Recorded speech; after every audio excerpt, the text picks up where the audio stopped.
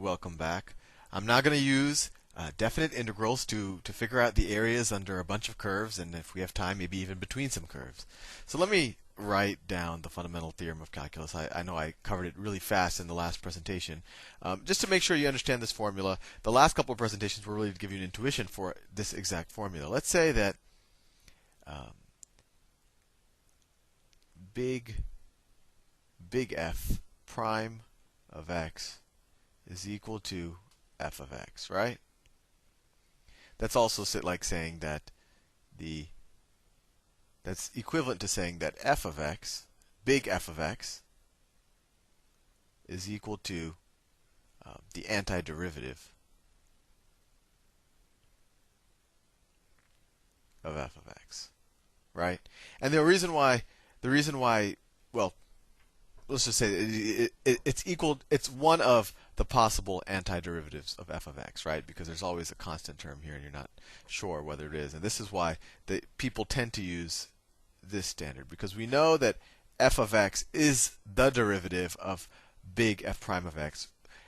Big F of x is just one of the antiderivatives of f of x. So this is a little bit not true, but I think you get the idea. But the fundamental theorem of calculus tells us if this top line is true, then the definite integral from a to b of f of x dx is equal to its antiderivative evaluated at b minus its antiderivative evaluated at a. And I know I said here that big F isn't the only antiderivative, right? Because you could add any constant to this, and that would also be the antiderivative.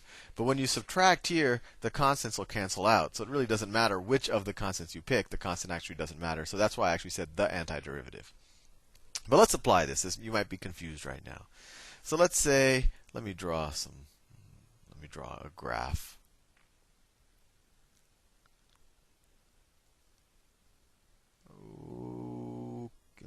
There you go. Look how straight that is. Draw the x-axis. Not perfect, but it'll do. It'll do. And let's say I have let's say that my f of x is equal to x squared plus 1. So f of x looks like this. This is 1. Is 1. So it'll start at 1. It'll just be a parabola. So it'll look, let me see how good I can draw this. I've done worse. Okay, so that's f of x. It's a parabola, y-intercept at 1. And let's say I want to figure out the area under the curve, between the curve and really the x-axis. Let's say I want to figure out the area between the curve and the x-axis from x equals -1 to, I don't know, x equals 3. So this is the area I want to figure out. I'm going to shade it in. Whoops. So it's this is the area. All of this stuff. I want to figure out this area. And you can imagine, before you knew calculus, figuring out an area of something with a curve as its kind of top boundary would have been very difficult.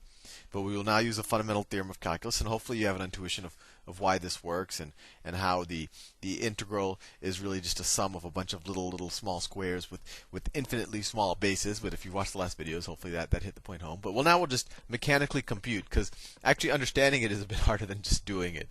But let's just mechanically compute it. So we are essentially just going to figure out the integral from -1 to 3 of f of x, which is x squared plus 1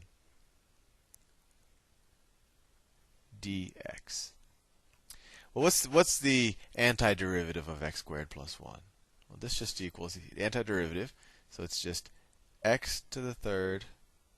We could say 1/3 x to the third, or x to the third over 3, plus x, right? The derivative of x is 1. And then we don't have to worry about plus c, because we're going to subtract out the c's. You'll see. I think you'll get the point. It doesn't matter. You could pick an arbitrary c right here, and it'll just cancel out.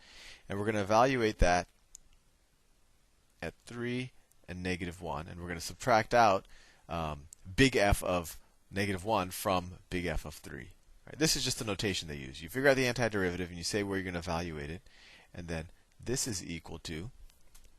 So if I evaluate 3, 3 to the third power is what? That's 27.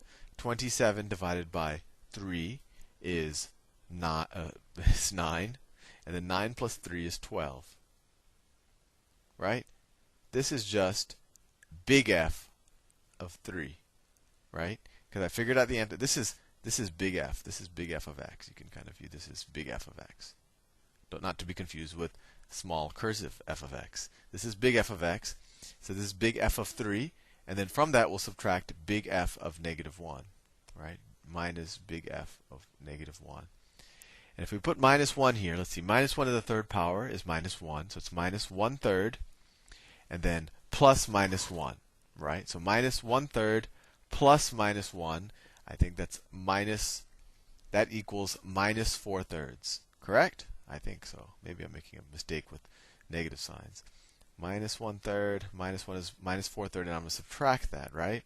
So if I'm subtracting minus 4/3, that's the same thing as adding minus 4/3. And then we have our answer. We actually don't even have to add. It's 12 4/3, whatever, units. Square units. 12 4/3 square units. We could write this as a mixed number as well. Let's do another one. I'll do a slight variation. Image invert.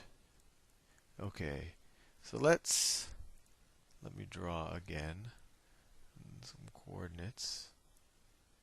I don't know if I'm gonna have time to do it in this video, but I'll try. I always try. And let's say I have f of x. Oops, I'm still using the line tool. Let's say I have f of x is equal to the square root of x, right? So it looks something like this. F of x is equal. It looks something like this, right? Something like that. That's actually a pretty nice looking kind of sideways parabola, I think. And this is f of x. And let's say I have another function, g of x, which equals x squared. So g of x is actually going to look something like this.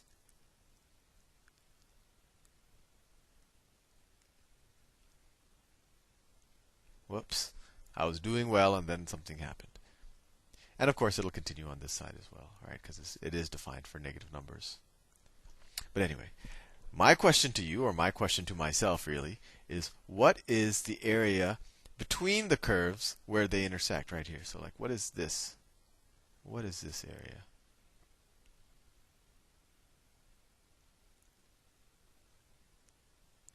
Well, the first thing you have to figure out is just what are the boundary points? What is this point? And what is this point? Well, this point I think it's pretty clear. It's 0, 0, right? They both intersect 0, 0. And even this point you could probably do it from intuition.